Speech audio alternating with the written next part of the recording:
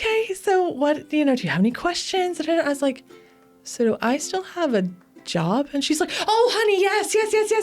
And she was like, she's very mama bear. So she's like, yes, honey, you still have a job. She's like, the new owners, they want to bring you on. We have great things in store for you. Just take a deep breath. Well, there was a bottle of wine from the night before at the wedding. And there was maybe this much left. And I'm not kidding. It was my very not glamorous moment. Grabbed that bottle of wine and just went, oh, God. I was so stressed. But what that turned into was they made me VP of the company, reporting directly to the CEO. And mind you, this is a small company, right? But my biggest goal in business was I wanted to be in the C-suite by the time I was 30. And I got very, very close. Yeah. I got to be a VP. But we rebranded and I got to be a part of all of that.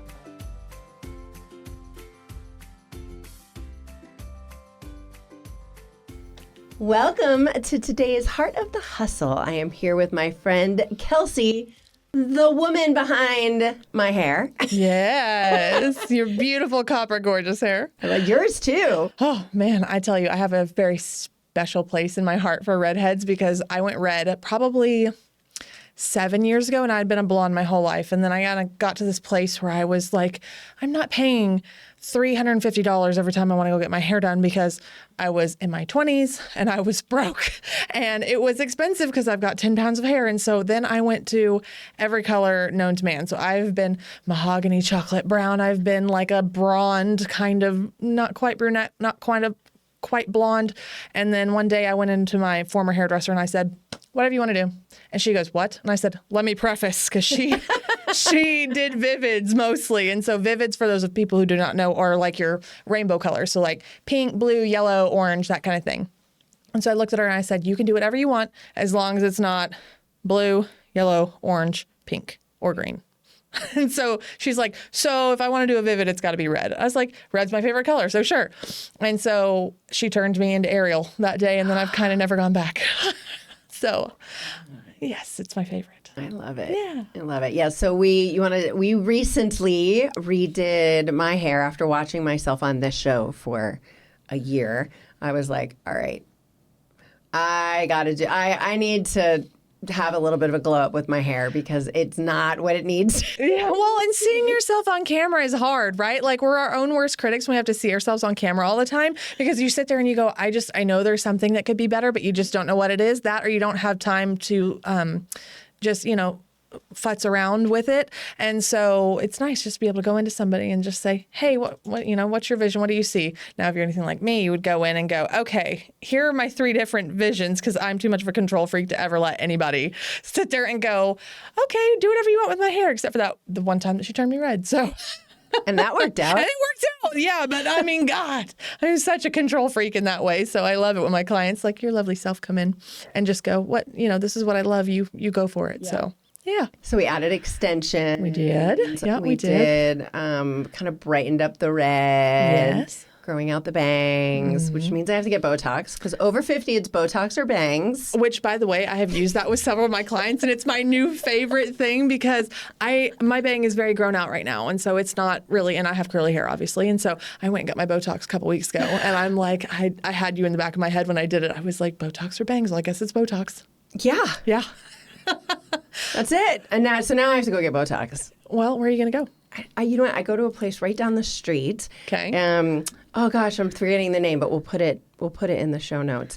And my friend owns it, and they actually teach estheticians. So they started out as like a med spa, and then they realized that there's all these nurses who want to become estheticians, and so they started teaching estheticians. So it's kind of cool because you'll go and you're like the model for a whole bunch of people. So the teacher will, do yours, or they'll have like one of the students doing yours while the teacher's there kind of like, no, go this way, go that way, or whatever. And I've had great results and the prices are really good, which is nice. I was about to say that's got to be nice, especially with the kind of the anxiety of not necessarily knowing who you're going to get that day. Right. Yeah. So I always know the teacher. And so I know that, there was one time which they're like, and let me take over. Oh.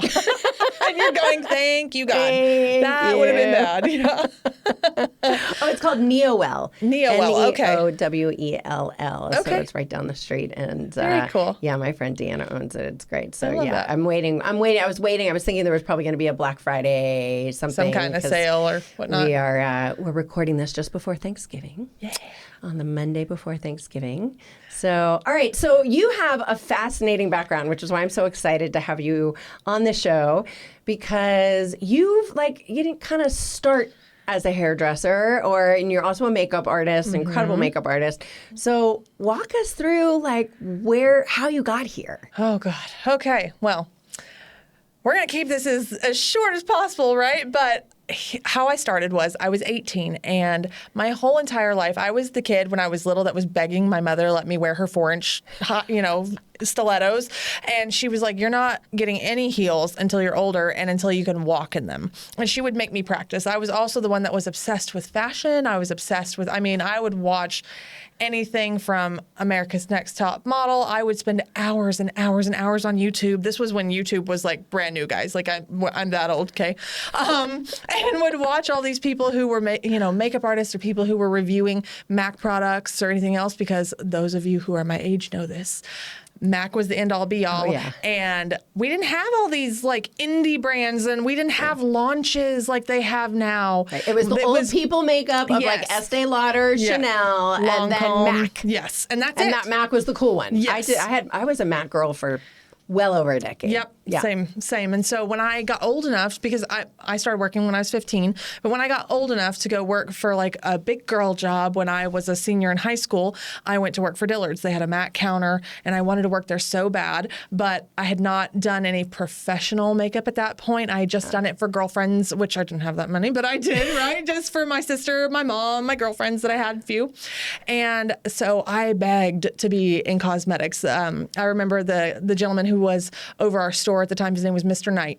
And that man has to remember me because I drove him nuts. I drove him absolutely nuts because I told him, I want to be in cosmetics. And I went back a couple of times because he's like, you can't till you're 18. I was 17 at the time. So in January, I turned 18 and I applied. And I'm sure at that point he's thinking, oh my God, let me just give this kid a job so she will get the heck out of my office. And so he gave me a job in cosmetics. Well, I thought I was going to be at a counter. I was going to get to do makeup. And I had this great idea that I was going to be, some fabulous makeup artist. They put me into fragrances. And so there I was with a whole bunch of women who were of the average age, probably 68. Yeah. And I got a very big education very quickly. So that was my first kind of intro into beauty. But I busted my tail. I learned as much as I could, as fast as I could. And I eventually worked my way up into management and then was a MAC girl, right? Because I honed my skills and became a makeup artist. And then I moved to Dallas. I'm from East Texas originally. When I moved to Dallas, I decided this is what I wanted to do. I wanted to be a professional hair and makeup artist full time. And I also moved up here because at the time, many moons and many pounds ago, I was very thin and I'm 6 feet tall. And so I want to be a model. And so I modeled for a little bit. I did hair and makeup professionally, and then I worked for MAC part-time. And then after figuring out that you could not make a full-time living doing that, I went back to my retail roots, did that full-time, got into management very young. I think my first big management role was when I was 20 years old. And then I got tired of working every single holiday. I missed my family. I wanted some freedom. And, being a 22-year-old kid at that point and not having your weekends and not doing what all of your friends were doing who were out on the weekends because all they were doing was working part-time and in college. And I had been working the whole time. So my best girlfriend looked at me. She's like, let's just go on Zillow and go see what's out there. Or Zillow. Oh, that's for houses. I know. I was like, let's go on okay. Zillow, right? Let's go on Indeed. Plot twist. Right, plot twist. We're looking for houses as a broke 22-year-old. It's fine. Let's go on Indeed and look for some jobs. Let's just see what the possibilities might be. So she found a job at a med spa. It was called Sona Med Spa.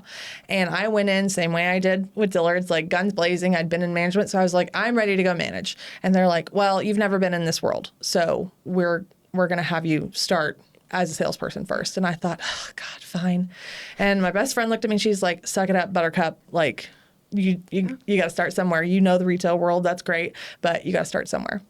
And so my first month, killed my numbers. My mom's an entrepreneur. She instilled a great work ethic in me. My dad's a basketball coach of 35 years and a teacher. He worked a ton of hours, so that's all I ever knew. So I just busted my tail. And then a month in, our COO and our CEO flew down. And I'd already had my month review. And they come in and they say, hey, we want to talk to you. And I thought, I'm 23 at this point. And I'm thinking, God, I already had my month review. Why the heck do they want me to stay late? Like, I want to go, I'm ready to go hit up and go have a margarita. Goodbye, But so I stayed and they said, hey, so our largest location just lost their manager and we'd like you to take it over. So as a 23-year-old kid getting ready to make, some $50,000 a year around, I'm sitting here going, yeah, what? I'm trying to play it cool, trying to be right. Trying to play it so I'll cool. consider it. I'll think about it, and like I even tried to negotiate with them, I think at one point, which at 23 years old with no college degree, okay, let's be real here, right? But I tried. And anyway, so when I took it over, what they didn't tell me was this place was a hot mess. It was a shit show. Pardon my French, but it was a shit show. And I walked into a stack of charts, like they were still using paper charts. Oh my God. They were still using paper charts. Okay, this has been over a decade ago. This high of like financial discrepancies, adverse reactions, which for those of you who are not medical people means that they've had some kind of bad reaction to a treatment. Like an allergy or like redness or something has happened. And so they just hand it to me and go, here you go. And my regional who was supposed to be training me, looks at me and, she's like, okay, I'm going to meet you on this day and we're going to start training this day. And the day I walk through the doors, I get the call. She's quit. And they're like, well, sink or swim, baby. Let's go. And this is really a pivotal moment in my life and my business career because the COO at the time, her name was Tori Hauser, and she is still a dear friend of mine today.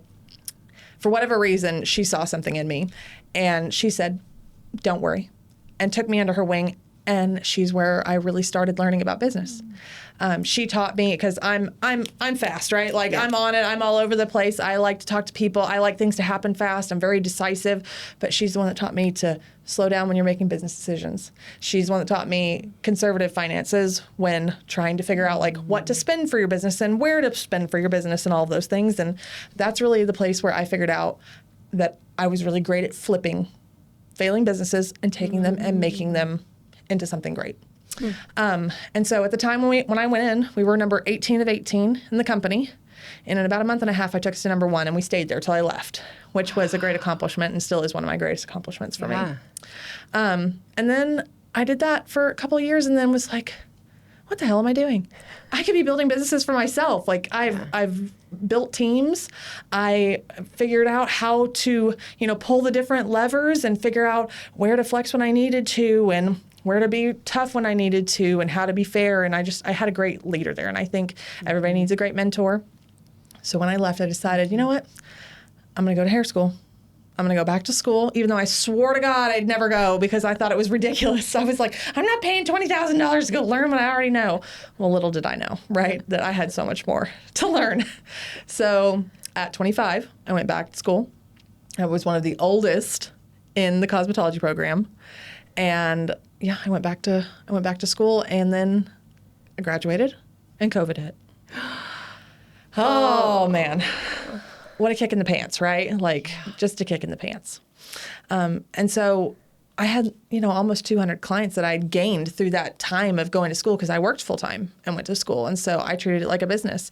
I would go up and I drove the front desk girls absolutely bananas. Like, you could see me now, can't you? Like every morning going up there and driving them nuts and being like, I want this, this, and this, and this today. Like if anybody walks in, right? Because you don't ever know. You have no idea who's coming in your chair. Like you never know race, skin color, texture, hair color, whatever it's going to be, right? Like you had no idea what you were going to get that day. And so it was so much fun. I loved it. Oh, so fun. Oh, it was great. I got to learn so much. I got to see so many different walks of life and got to touch so many different hair textures and see all these different people. And it was a great learning experience for me. But when I graduated, then COVID hit. And so I went, well, crap, what am I going to do now? And so I went back to my roots and went back to med spa world. And I was working for this mom and pop med spa when I got a call from a friend of mine who used to work with me in retail. And he said, hey, I have a client of mine who could use a you. Would you be open to having a conversation with them? Would you be open to being you? Yeah, I was like, yeah, sure, right? They could use a you. I mean, he's a national sales director for a line that they sell men's beard and hair care and that kind of a thing. And so we just both been in retail, and he was a top seller. We both did great. And so he's like, they could use a you. What are you going to do? Right. And I was like, absolutely. Get me the hell out of here. I'm making no money. It's the middle of COVID. Please, God, get me out of here. So I went and met with them, and it was a husband and wife.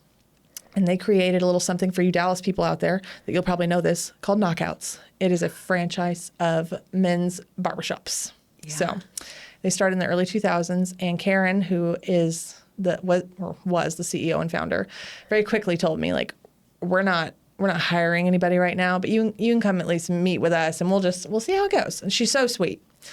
She's very bouncy and like got this gorgeous blonde hair, but I just loved her. So I went out. You gotta have good hair if you're in the biz. I mean, you really do. I don't care if it's men's hair or what I do. Like, you gotta have good hair, right? So, but as you and I both know, how many days do you walk in and see me with my hair on top of my head? Unless you're a hairstylist, unless you're actually in the salon, right? Then your hair looks like crap half the time, but it's fine.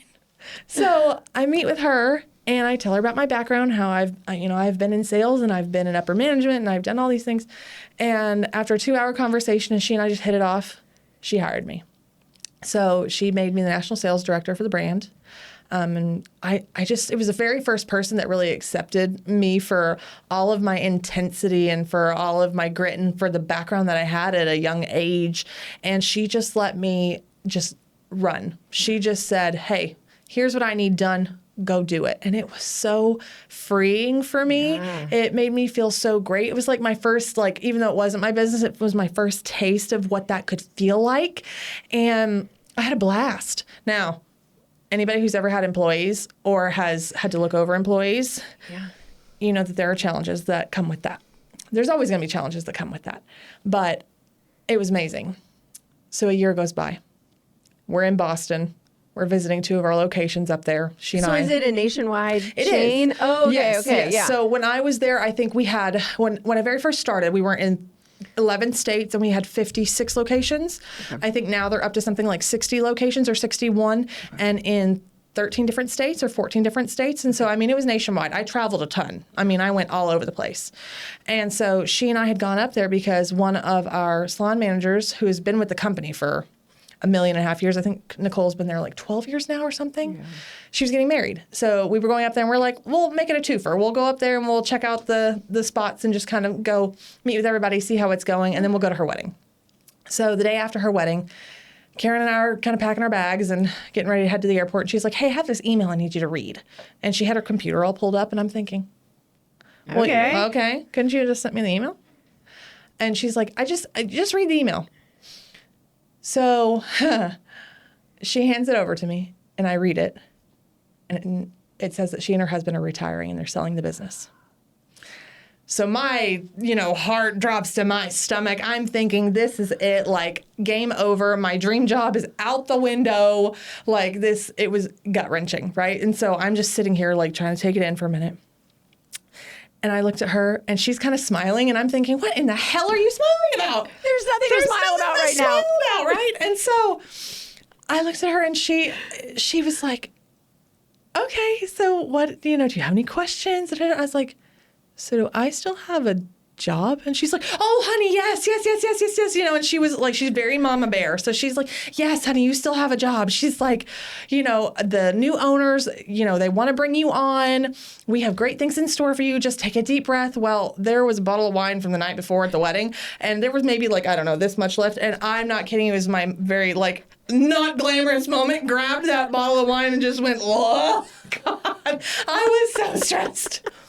But what that turned into was they made me VP of the company, reporting directly to the CEO. And mind you, this is a small company, right? But my biggest goal in business was I wanted to be in the C-suite by the time I was 30. And I got very, very close. Yeah. I got to be a VP. But we rebranded, and I got to be a part of all of that. I love rebranding. Oh, it's so much fun. Oh, my God. I have done it so many times in my career, and it is my favorite. Oh, it's favorite. So much fun. Yes. Yeah. And I mean, because they started like early 2000s, right? And so when they had originally started, I think Tom, like back then they did, newspaper articles and they did like very outdated things to us now, right? But I think he'd called them like the Hooters of something or other, like, right? Like, because the girls wore these like little skimpy tops and they wore these little shorties. Well, obviously you can't do that now. People would sue you, like bring a little kid in with some girl with her, chi-chis out for the world. Like, no, thank you. So they've gotten away from that. And so we were really trying to do a big rebrand. And so, I mean, I got to do everything from, I got to go to Georgia to the warehouse where they sourced all of our equipment. So like chairs, stations, everything. And I got to hand pick all of it with my counterpart, who is still one of my dear friends to this day. And once again, it was like another taste of, I got to hand pick everything. It felt like mine.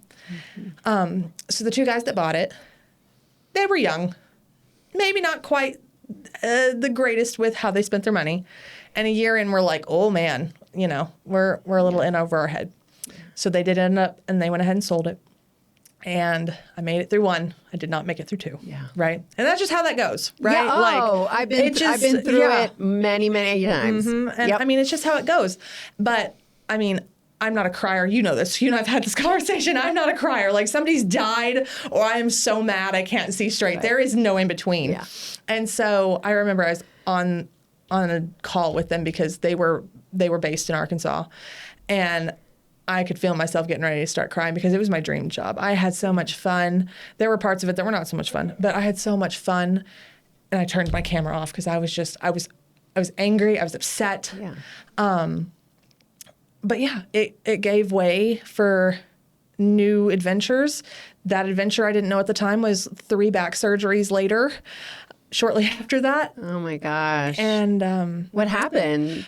So I ruptured a disc. Yeah. Just family history. Yeah, just life, right? Yeah. Like just breakdown over time, ruptured a disc, had 2 discectomies, and then ended up having 2 discs in my spine replaced.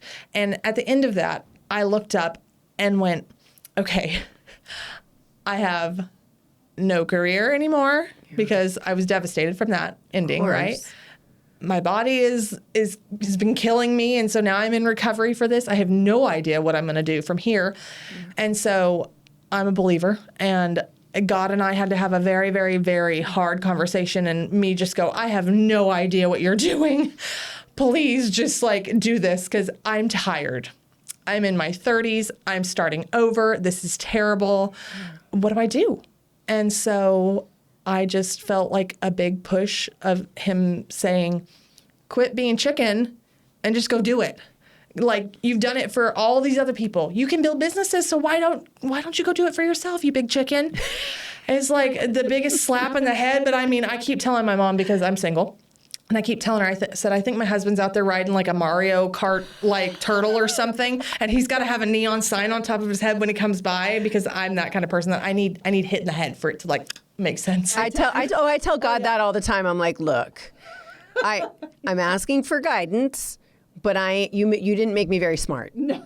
And so if you're going to give me that guidance, you're going to need to really hit me over the head with it. And it's your fault because you didn't make me a little dim. So sorry, but you're going to have to make it real obvious. Right. And you know what? I don't even know, like, yes, definitely sometime I feel like, God, this was real dumb, right? Real dumb. But then other times I go, I think I'm just so strong-willed that he really has to like hammer it in there for me to get the point. Yeah. And so I made the jump, and it's the best thing I ever did. Yeah. It is the best thing. It has been scary as hell. Don't get me wrong. There have been moments where I'm sitting in bed going, oh God, what did I do? What did I do? Like, am I going to be able to sustain this? Is this going to be something that I can handle going forward with my back, with my everything? But and not to get too preachy here because, we're not here for church, but at the same time, he has been so faithful and so good. And I can see the steps of all of the bad things that have happened, or any like curveball that I've had like in my 20s and even like in the last couple of years. I can see the footsteps that led me to here, the lessons that I had to learn to get here, to know what the heck I was doing. And it has been so cool. And it really wasn't until I said, I told you I'm a control freak. I had to really get serious with myself about going, you know what? Out of my hands. I'm tired. I had to get so tired that I finally was like, I can't do it. I can't physically do it anymore. It took 3 back surgeries for him to pound this into my head. Like, how crazy is that it took 3 back surgeries for God to finally slap me upside the head of what I was called to go do. And so here I am. I love it. I absolutely love it. And how long's it been? So I started in June, and then the place I was at, I was surrounded by a whole bunch of amazing women in this small kind of mom and pop shop, but there was no storage, and it really wasn't my vibe because, as you guys can tell, I'm a little out there. I got my red hair, and I've got my checkered print, and I love like rock and roll music, and it was just not that, right? Yeah. And so I found a little salon suite, and I moved in August. So it's been since August that I've been in my salon suite, and it's my little piece of paradise. I've got like all kinds of different band posters on the wall, and I've got my music playing and all the bright colors and my checkered print everything, and it's my little home away from home, my little piece of paradise. I don't mind being there at all. I know a lot of people say, I don't just go to the office, blah. It's like I don't mind being away from the house if I'm at the salon. Yeah. It's my little piece of paradise. It's my little heaven. I need to go in there and play music and hang out. Nobody bothers me. Sweet. And I don't have to look at the pile of laundry in the side of my room. It's been staring at me for a week. Yeah, it's great. I love having an office to go to. It's nice, isn't it? Yeah, I do quite a bit at home, but this is my office. Yeah, this is the your studio is my office. But I come here a couple days a week. I mean, even if I just if my energy is off, even if I don't necessarily need to record anything or be on camera, if my energy's off, or it's nice having another place to meet with people, or just like. I'm not getting it done at home. The laundry's staring at me. I got to get out of here. Yeah. Yeah. That, or I don't know if you're like this, but even I have a small office at home as well. Like if I need to go send emails or if I need to do something like that. But even that, I can get distracted real easy going, oh God, I should be doing this right now. Or, oh God, I should be doing that. It's very hard to separate, isn't it? Yeah. I've gotten very good at it because I have had 2 businesses that I've run from home. And then I think COVID helped a lot working from home. And I converted an entire bedroom to my office. Oh, that's helpful. So that helps a lot. My husband works from the kitchen counter, and I'm like, I don't know how I could not focus, forget it. So I have my own space. And it's all set up, of course, with all the good lighting and all the microphones and all the things, right? I am so and not the good that cool. cameras and all of that. But I'll be on my couch, and then I'll be at my table, and then I'll come here, and then I'll be in my office, and I need to mix up the energy a lot. That is the one thing I can say for even women in business. Even if you're great at business, if you have a creative chip in your head, I can't sit, right? I can't sit for a day and a day and a day and over and over and over again, right? Don't get me wrong. I love my rest. My hairstylist out there in the middle of holiday hell, I'm with you. 3 weeks, my shoulder's killing me. But even still, no 2 days are the same, right?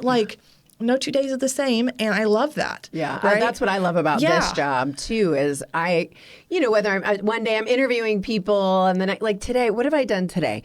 So today I met with my team this morning to kind of plan out what's going on. Okay. I had a doctor's appointment, a virtual doctor's appointment, and then I went to my son's basketball game. Woohoo! And then I'm here now with you. There was a little stop in between to do my hair. Right. A little hairspray real fast, little fluff. I'll stop at home to do some curling for my hair, which I don't know why I didn't think about asking you to come early and do my hair. I was about to say that wasn't smart on my part. Well, if we had done that, I can promise you I would not have looked like this. You probably would have gotten the troll version of me that's got my hair on top of my head, and I would have been like, let me go to the bathroom, which, by the way, so I walk in, and I'm a curly girl, which you've got the wavy curly hair too, so you get it, right? So I only wash my hair about once a week because my hair's dry. And so today was wash day. Well, it takes a little extra on wash day to fluff it up and make it day 2 is the day if you're a curly girl that your hair looks best. So I'm in the bathroom getting my little mini hairspray out of my bag, and I'm spraying it. And I did not realize that I was not the only human in there. And here comes this lady walking out of the stall and just walks into my cloud of hairspray. And I was like, oh my gosh, I'm so sorry. And she's like, it's fine. It's okay. And I'm thinking, oh God, I just sprayed this poor woman in the face with hairspray while I'm sitting here fluffing and trying not to be a weirdo with my can of hairspray and my bag of hair goodies that I brought for you and like all the things. And so just, life of a hairdresser, It's okay. It's like, if you don't have hairspray in your bag, what are you doing with your life? Or lip gloss. The amount of women I walk into, like whatever space it is, right? Whether that's out with friends or photo shoot or any of the things my goodness, even me today, that don't carry any kind of cosmetic, anything but maybe chapstick in their bag is astounding to me. I can't. Astounding. Oh, well, I do like a lip liner stuff and then gloss over top, but I can use it as blush if I need to. So a little multi-purpose product. I kind of multi-purpose that one. Yeah. And you have to have something. Right. By the way, what eyeshadow are you wearing today? It looks so good. I know. You never see me in eyeshadow. No, I was thinking about that this morning. Eyeshadow. I was going to ask for some feedback afterwards. No, I really love it. I'll bring it to you when I see you next week and tell you what it is. You'll have to. Yeah. So what's next for you? So the next thing for me is I love educating. One of the great things about all the different facets of being in the beauty industry and all the different jobs I've gotten to do is I've gotten to attend some amazing trainings. And those were impactful for me because I love learning. I think if you want to be great at anything, you have to be a steward of learning. And there's so many women, because my heart is mostly for the consumer of women who maybe don't know how to put their makeup on, or maybe they don't know how to do their hair. And so, or just like I just said, people who don't keep cosmetics in their bag because they're like, I don't know what the heck to do with any of this stuff. Like there's so much information now.